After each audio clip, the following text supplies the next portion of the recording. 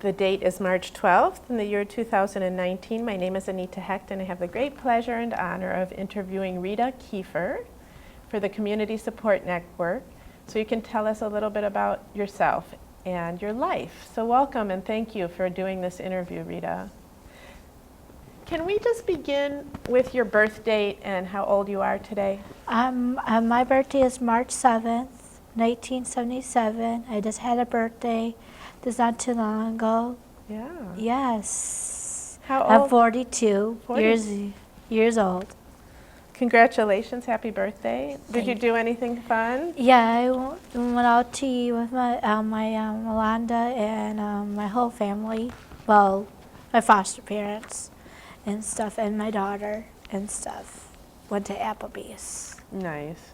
So just to set the stage, tell me who Yolanda is, who your daughter is, and who your foster parents are. Londa Jones is my foster mom. I've been with them for 13 years, and I've been with them since my daughter was born.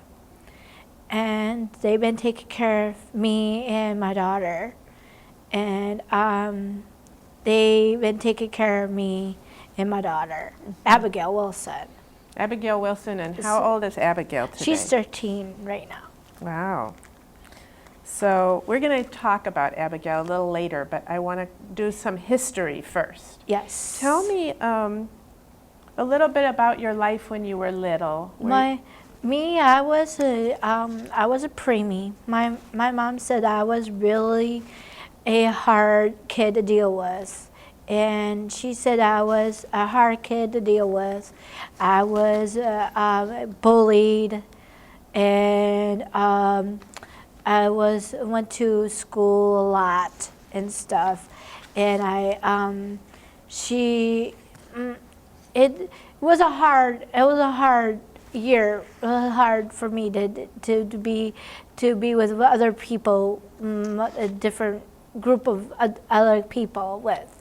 In school? It's school and stuff. Where did you go to school, Rita? I went to Shank and Whitehorse and Follett. So that's Shank Elementary, Whitehorse Middle, and La Follette High School. Yes. And did you have special education classes? Yes, I did. I had speech therapy, and I had problems with that when I was in school. And my parents noticed that I had problems with that, and I had problems growing when I was little. And I was picked on because I was short. Oh. So that's why I didn't want my daughter to be that way and stuff. I'm so glad that she's not the way I am right now. So tell me a little bit more about when you say what I am or what I have struggled with, what are those things? Well, people call me names and stuff like that, and it was mostly in grade school because they used to call me Shorty and names that they never, that people in us feel like it hurts. Yeah. And in special needs, they hurt and stuff. So when I'm around people that are normal, they don't understand. Special needs, they're like, I said to Abigail, she now understands a little bit. I tell her, I say, your mother's disability. She knows I'm more slower. She does things for me sometimes. I tell her, I say, can you do this for me? And she knows I'm more slower and stuff like that. Mm-hmm. And I honor that. Sometimes I give her awards and I do things. I mean, I help her a little too because, sometimes the teenagers, they are hard to deal with. Yeah, I know. So when you were little, it sounds like it was kind of rough. Yes, I have a brother. He sort of was younger. I have a brother, he's 4 years younger than me. He went to a different school than me. He sort of stepped up. He's taller than me. And he sort of stepped up, but he was more of a mama's boy. I was my daddy's girl. So my dad worked at Forest Products for 45 years. Now he's retired. And I want to be honoring him that because he did. And I'm proud of him. And he wished he would have been there for me at school. Yeah. So your parents were supportive for you or not, would you say? Not with my kid, no. Not when I had my child. It was the opposite. It was, my mom wasn't. When I had my child, no. She was worried about it? Nope. Or what? My mom didn't even come to the hospital with my child. They didn't get no support from my mom or them because my daughter was mixed. And it was the other side of the family that Junior's side of the family was coming to come, and she lived in Indiana. So she came down and rushed down here to help me take care of Abigail. So Junior is the father of Abigail. Okay, got it. Well, good. So you did have some support. That I had Junior's cousin. I lived there for like at least a week or less than that, and maybe a month. I don't remember, but it was a challenge because they had too many people in that house. But then Dade County came in and said, well, okay, we found a house for you that want to live in. And they took me in when Abigail was 2 months or 2 weeks. Wow. And she wanted to take me in. And she said, well, I want to take Abigail in. And it was suddenly that I was suddenly shocked. She loved kids, loved babies. And she loved my baby. This is Yolanda? Yes, Okay. Yolanda Jones. She's my caretaker right now. And I've been living with her for 13 years. And I've been living there since then. And with her husband. And she helps you with Abigail? Yep, Abigail, and take care of me. And I've been living over her roof since then. So has that been a good thing? Yeah, it's a good thing. She helps with Abigail to make sure she does her homework, because right now she's at a challenge. She has, math problems. She has problems. Challenged, but she doesn't have a disability that you disability. No, struggled. not right now. No, Okay. She's normal, but I think she's struggling with homework. But that's normal for a 13-year-old teenager. And So that's okay. I want to come back to her, but I again want to go back to you and your childhood. When did you first hear that you had a disability? My mom told me that I found out when I was take this test, and they told me that I had a disability. My reading, and my language. I couldn't talk right. And they said that you had a reading disability and a talking. I couldn't talk right. So they said, well, you have a disability, and so they said, okay, you have a disability, and they call it, have problems talking. How did that make you feel when you heard that? I felt like displaced. Displaced. My family has disability too. My mom has disability, my aunt, my dad. My mom, I'm gonna say glaucoma. My aunt has glaucoma. But I help them. I help them because they want help.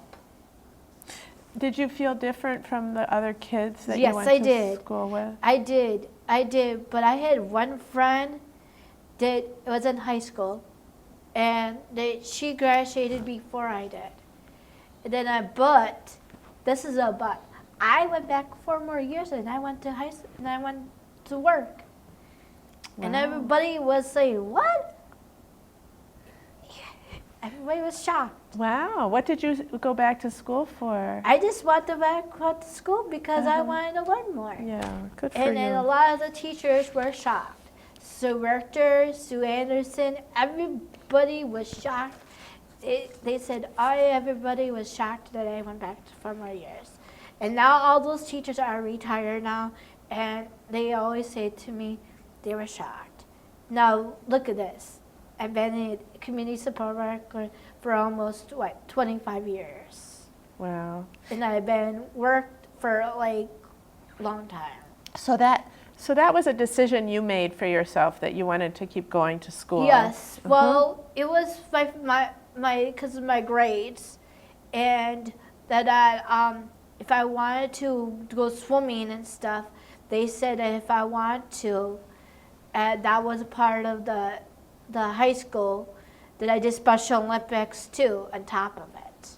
That was one of my things I was doing is swimming, and that's why I got the medals and stuff. What kind of swimming strokes did you do? I do butterfly, breaststroke, 100 IM, and front crawl. Right now I do breaststroke, butterfly, front crawl, and I'm still I was in a team in the east side before, and that was like 20 years ago. Now I'm on the west side, and I was with them for 12 years now, and I love it. I love it. And only reason why I changed it because the distance of the travel and stuff. Now my daughter swims too, so we're both are together, but we both are different places and stuff. So what do you love about swimming? I can meet different people, and it's good exercise and stuff. And I could compete with different people, and it's even if it's some people, it's average people too, and a lot, and I like to be out and go out and do different stuff. How did you learn to swim? I took swimming classes. My parents got me signed up for the Y. Me and my brother. And of course, I finished up all the classes at the Y, and my brother didn't finish up the classes at the Y, and I did. Mm-hmm. And I said, well, why not I go to a swimming team? And of course, and I said, okay, I want to do a swimming team. And my dad said, well, you want to do a swimming team or do you want to do bowling? And I said, no, I don't want to do no bowling. And so I went to swimming instead. And I'm good at bowling too, but not as good as swimming. So I did swimming instead. Instead of bowling. Okay. Yeah. So. Good for you. Well, tell me a little bit more about yourself as a kid. What were the things that you liked to do and that you felt good at and proud of? I was good at doing. I used to, my family used to do, a lot of outings and trips and stuff. Mm-hmm. We didn't, my dad still does trips, but my mom is, it's hard to get out now. She's getting older and stuff. I do see my parents every Saturdays. We go to church and stuff. We're Catholic.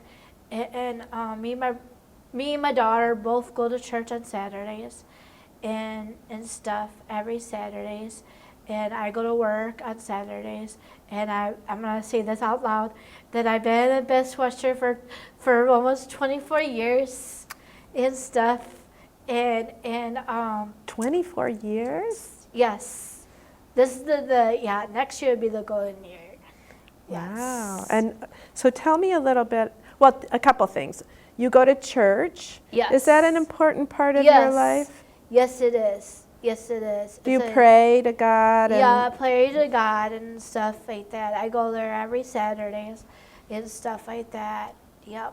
What do you pray about normally? I just pray because my grandma passed away recently on Mother's Day. That is recent. I'm sorry. What? Were you close to her? Yep. She passed. She was 101. 101. Wow. Yep. And you miss her? It takes a while. There's some Kleenex there if you need some. Yep.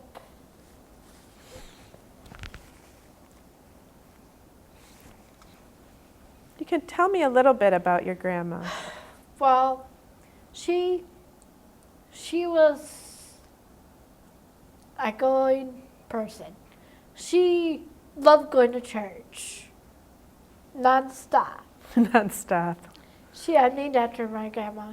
My middle name's Louise too. We have two Louises. My daughter and me both. Oh. We when my daughter was born, my mom said make sure that you don't forget to call your daughter Louise. And only reason why I called Abigail, because it means good grace of God. You don't know that, but a lot of people think that doesn't mean nothing, but that's the grace of God. Oh, what a beautiful name. So Abigail Louise. Yes. Okay. But my grandma is in my heart. So every time I did something wrong, she would get me, say, you did something wrong. Mm-hmm. So she was a teacher, or No, she was. for you, she helped She you. helped me, and she was a role model. Nice. I mean, sometimes she was in the end, she was having her problems, and I'm not gonna say what, she was hard on herself and stuff. She was a go-getter. She didn't want to let go. The guy didn't want to let her go to the end. And my family, when she didn't want to let it go. Mm. It was hard. Mm-hmm. She remembers the hotel. The Best Western was rebuilt last year. She remembers the Best Western. When she passed, she says, I remember the hotel. The 101 hotel, she says, I remember the memory. She had a good memory. Wow. Yes, she had a good memory. Well, she'll stay with you, right, in your yes, heart. and my daughter. Yeah. Yeah, her great-grandma. Wow. Yep. How did you feel about yourself when you were growing up? Left out. You felt left out. Yes. Yep. Yes. I was left out when I had my daughter. Left out inside your family or left out Yes. in school? Yes. Both? Both. Because my dad came to the hospital, but not my mom. So those are still painful things in your Well, life? we are working on it because I told her I told her I was frustrated. The way that you treat me was not fair. You stood up for yourself, huh? I had to. Yeah. And my grandma was mean too at the end sometimes. I had to stand up for her because she wanted me to keep going to church. But I couldn't all the time. Mm-hmm. It was hard Yeah. because of the bad weather and stuff. It was hard, Mm-hmm. It was hard. It was hard and stuff. So it sounds like you had some support and sometimes people were not that kind. Yes. Inside your family and outside your family. Yes. My dad was more supportive. Okay. He was more supportive than anybody else. Mm-hmm. He understands. And you still see him every week? Yep. That's good. That's good. Yeah, he was more supportive than anybody. What kind of support feels good to you to receive? What does... To talk about it. To talk things through? through things and stuff. And they know about this with the interview and stuff. Yep. So if you had a wish for the future of your relationships, what would it be? Better. And what would better look like? We could talk about it and stuff. Talk about it, meaning what it? Be better relationship. Better, just to work on a better relationship. And do you have an idea of what a better relationship would look like? Other than talking, I mean, would it mean? Well, actually, my mom and me are talking, but it just depends on what you're talking about. Right, right. You know, you don't know what you're talking about. Sometimes you don't know what you're talking about, and she thinks that I'm talking about something different, and she thinks that I'm talking about her, and I'm talking about myself. You know, she had problems and she was young too, and she been struggling in her family too, and since both her dad and mom are both gone. See, she don't have no mom or dad. See, I have my mom and dad, and I go to my dad more than her, cause my mom doesn't drive. My dad does drive. See, and I have to help my mom and my aunt. See. Well, there are so many things I want to ask you, because I want to ask Go you about ahead. your work. But now that you're talking about your mom and you're a mom, Yes. how do you want to? What do you think you want to do differently than your mom did with you for Abigail? And what I do you want to do the raise same? Abigail right. But what does that mean? I mean, different, because she's normal. I don't want her to be like selfish, be mean. I want her to treat me like a normal adult. Because right now, she doesn't. Well, she's a teenager too, right? Yeah, she don't treat me like a normal adult. I told her the other day, I said, you treat me like a normal adult? Don't treat me like a disability. You know? I mean, she does do things, she doesn't pick up on her stuff, and I'd be telling her. And then it's like, listen to me what I say, because I mean, I love you and everything, but you need to do things on your own. And I mean, you just are hard to deal with. I mean, I know your dad's not around and stuff like that, and your grandma and your stuff like that, and other families are not around, but you don't have to be hard. You got family, you got me and Alana, you know? I don't drive. I can't drive to the school, you know? And sometimes she has problems at school and I can't go there. So those are things you want her to learn. And I want her to learn how to drive. What are things that you think you need to do as a mother for a child, to raise a child well? What do they need to? To honor her, to be appreciate to their mothers, her appreciate me. But you also said you want, so that's what you want her to do for you. What do you want to do for her? What do you think is important? I want me to do is want to acknowledge the person of myself. And Say that again? acknowledge a person. Acknowledge a person. And respect them. So you want to be a mother who's respecting and acknowledging your daughter too? Yes. What do you think children need? They need their mother. They need their They mother. need their mother and their dad, but I can't do both. Right. Because I'm both. I'm a mom and a dad. Right. Yeah, that's a lot. That's a lot. And because I can't do both, Right. you know? We'll come back to her again, but let me follow up with you about work, because you've worked almost 25 years. How did it first begin? Tell me how you got the job and what the job is. I got a support network. They got me set up. Here. Working CSN. here, yeah, through school.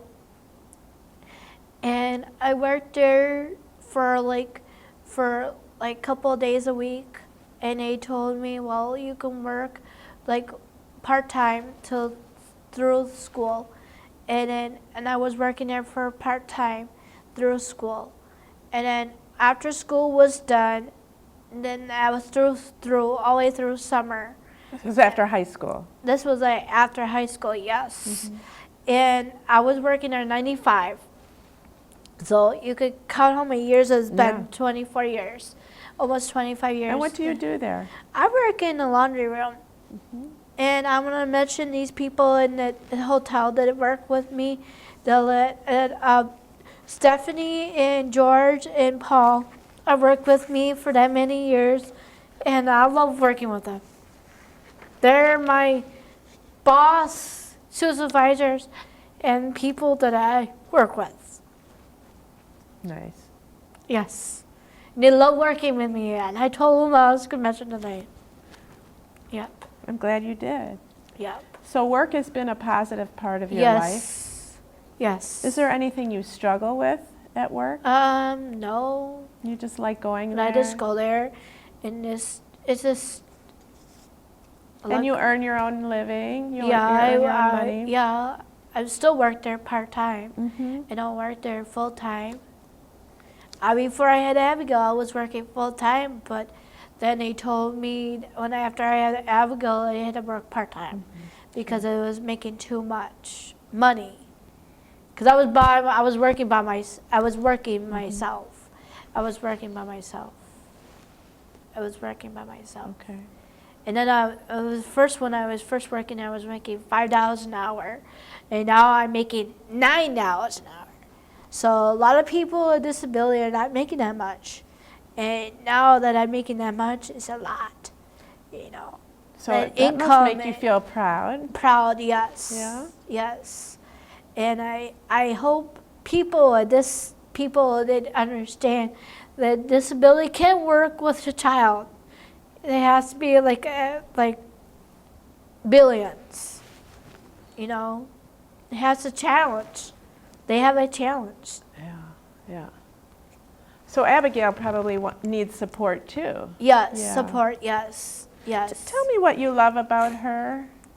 Well, I like her because when I come home, she has a guinea pig, and when I go home and I go and see her, and I go check on her, to see what she's doing. Because that's my job, right? To check on your kid, right? Because some parents don't check on their kids sometimes. And she's supposed to do what she's supposed to do. Because we had 2 dogs, and now they both passed. Now she got this guinea pig for her birthday. Now I said to her, well, you better take care of this guinea pig because I'm not taking care of this guinea pig. Now, she has allergies, and I said, well, you better take care of it because mother not taking care of it. So she takes care of it most of the part, but sometimes she gets relaxed about it. The cage part, too much. But do you like being a mother? Yes, I do. It's a lot of work because, sometimes they don't like to do things that they're supposed to be told to do, like cleaning up after themselves. Did you ever think you would have kids when you were growing up? No, not at 29 years old. I had my first.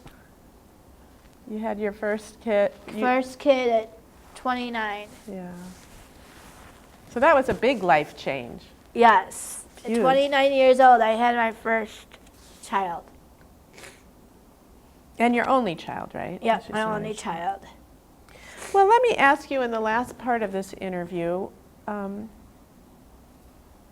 what are the things that you want others to understand about people with special needs or disabilities? There's a challenge with child sometimes when they are with disability with child, that they understand that sometimes they have children sometimes they don't like to be the mothers, that the only child, that they don't want to deal with teenagers. Right. Teenagers are a challenge. For sure. And I'm going to mention, I have a teenager right now. Sometimes they don't like to listen. And I don't know anybody else that has a child like me, a daughter, that is going to be, next year be 14, and she's 13 right now. And another year from now, she'll be 8th grade. Right now, she's in 7th. And she's growing fast. She's taller than me. And she's growing fast. And you have a lot ahead of you. yes, Yeah. she's growing too fast. So tell me what you have as goals, as things you might want to still do, or how you might want to change when you think about your life going forward. I don't have no life changing. Yeah. I just wanted her to grow when she wants to. I want her to learn how to drive, and because I don't drive, I take the bus. I want her to learn how to take the bus because she needs to learn how to do stuff like I did. Be independent. And be independent and stuff. Because you know, when you're independent and stuff like that, I told her, Granny, I said, I'm not doing a lot of things for her anymore. She needs to do her stuff by herself. She needs to learn how to do math homework, do her own stuff, pick up her stuff. I'm not doing that stuff anymore. It's time for her to do her own stuff. She's 13 and she's almost adult. You know, she wakes herself up in the morning. You know, that's a time of adulthood, you know. But are you pretty much, when you say you don't really want to change anything about yourself, do you feel good about yourself? Yes, I'm very good with myself, yes. You're good with yourself. I mean, I like my job. Your living situation is good. Living situation is good. The CSN. Yes, CSN. They just do spot checks. They don't. They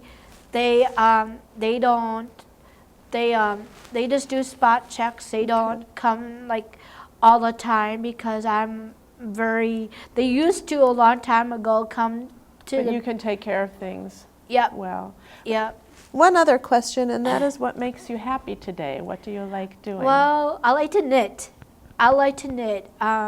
Anybody who wants to do any new projects or anything, they're recommend to email me or talk to CNN and want me to knit scarves or potholders or washcloths.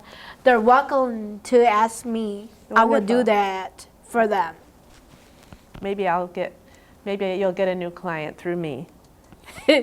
So we're at the end of our time. I'm just curious to ask how it was to do this interview. It was no more nervous. I'm happy I got it done. You did a great job. Is there anything that you would like to say that I haven't asked you? Nope. Nope.